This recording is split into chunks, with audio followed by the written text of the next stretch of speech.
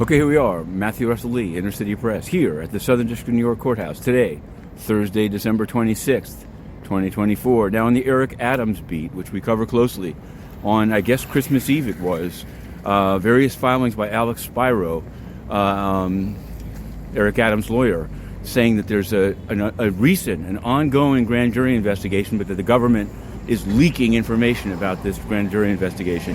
I think that, to me, the takeaway is that they're still going at it, that the possibility of superseders around. And in other news, I think it was on Monday, Businessman 5, Arkan, wants to plead guilty. It's been assigned to Judge Vargas, a new judge here, but probably will be coordinated or consolidated with the case before Judge Ho. Anyway, it seems like this guy will probably cooperate.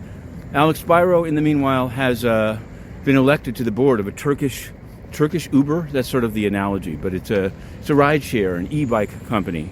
Why he's doing it, nobody knows. But he is, and so there's that. Now, on the Alexander brothers, this is a kind of a haven't really been. It's such a nasty case. But here's what it is: they're down in Florida, three brothers.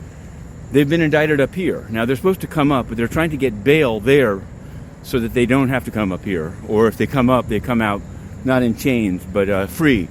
Now, a guy called Tal Alexander had consented to being brought up, but now he's saying he wants to stay that, and that the government doesn't oppose it, which is a little bit weird. You'd think the government would want them up here. Now, he says it's so he can consolidate with his brothers who have a bail hearing in Florida on December 30th. We'll try to cover that. It probably is not available remotely, and it will be in Florida, but we'll be covering that. Meanwhile, the United Nations, they've taken off. Antonio Guterres, we asked where he went. Seems like a fair question. They haven't answered, but they do put out canned statements about a plane crash or plane shoot down, depending on your view.